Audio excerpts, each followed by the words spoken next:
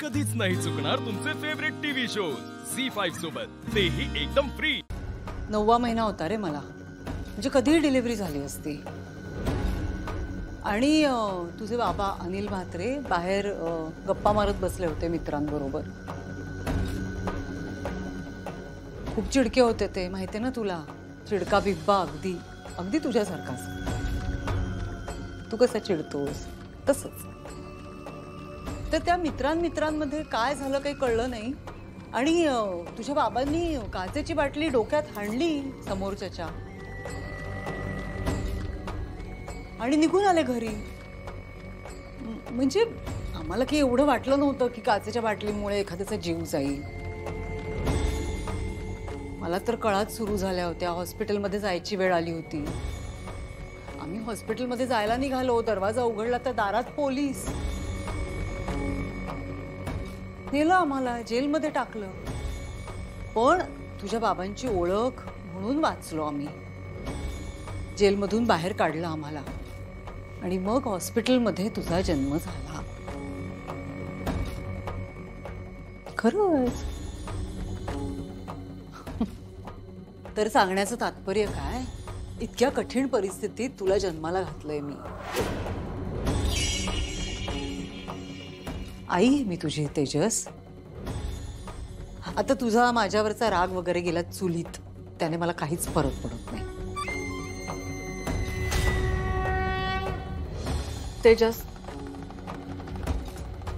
तुला ऑफिसला जायला उशीर होतोय ना, तू निघ।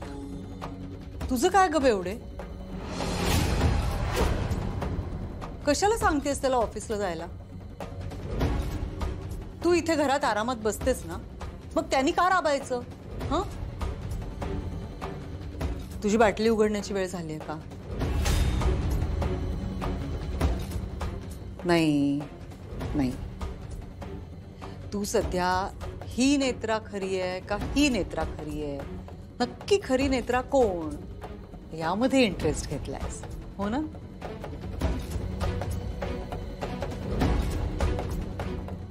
पण ऐक माझं, नको यात डोकं घालूस, त्रास होईल।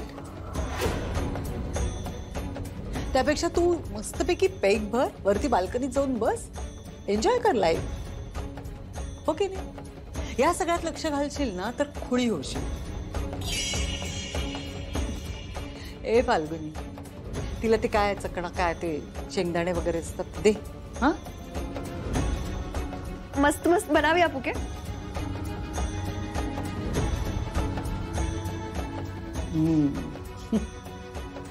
मित्राचे शिलेदार।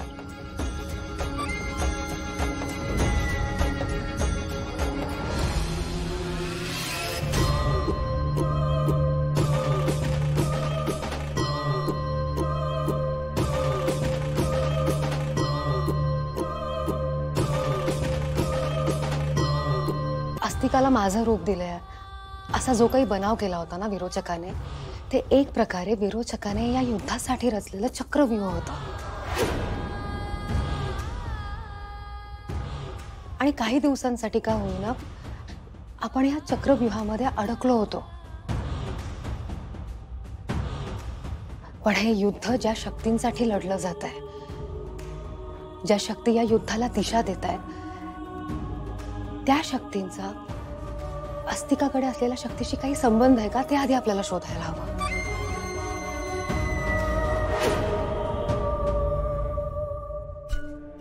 अस्तिकाकडे अशी काहीतरी शक्ती आहे ज्यामुळे तिला गरुड देवापासून आणि देवी आईपासून संरक्षण मिळालंय। गरुड देवाच्या नुसत्या अस्तित्वाने तिला त्रास झाला होता। गरुड देवाची आरती करताना ती नाग रूपात आली होती।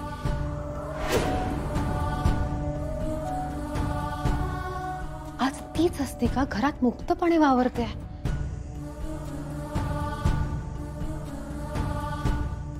स्वतः गरुड देवाची आरती करते। याचा अर्थ अस्तिकाकडे जी शक्ती आहे ती साधी सुधी नाही आहे।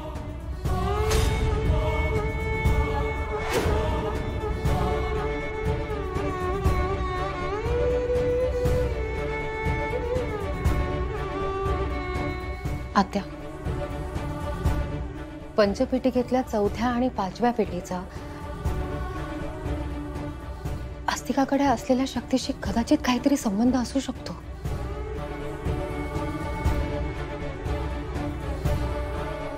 साहेब, म्हणून मला असं वाटतं की कोणत्याही गोष्टीची खात्री न करता पुढचं पाऊल उचलणं खूप धोकादायक असू शकतं.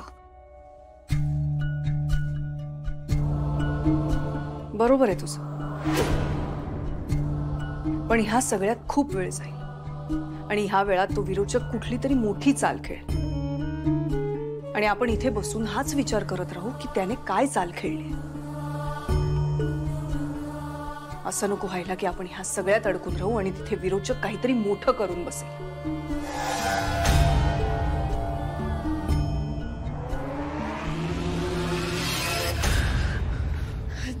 तेजस प्लीज शांत हो. नाही, मी आता जास्त वेळ शांत बसूच शकत नाही. असं काय करतोयस? तुला कसं समजावू मी? मग नका समजावू ना मला. त्यापेक्षा मी एक काम करतो, मी नेत्रा आणि अद्वैतला समजावतो, त्यांना सांगतो की ही सिच्युएशन मी माझ्याप्रमाणे हँडल करेन आणि नीट करेन. हे बघ, तुला वाटतंय तितकं सोपं नाहीये हे. मग कठीण आहे ना, तरी करेन मी, काही प्रॉब्लेम नाही. बघीन कसं करायचं ते. पण ती रुपाली म्हात्रे आणि तिचा नाग, मी त्यांचा कायमचा बंदोबस्त करून टाकणार आहे आता. तेजस, अद्वैत असेल, तू बोल त्याच्याशी, ठीक आहे? थांब.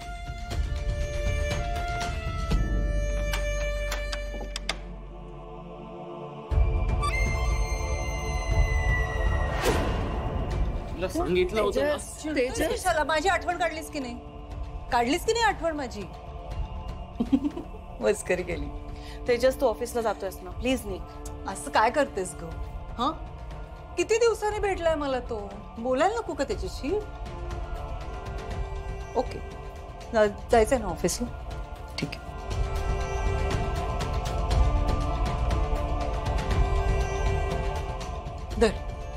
धर ऑफिसला जायचं ना. अगं धर, जड आहे. पण कशी वाटली बालपणातली आठवण? अजून आठवणी हव्या असतील तर कॉन्टॅक्ट रुपाली म्हात्रे. शोनू गो माझे.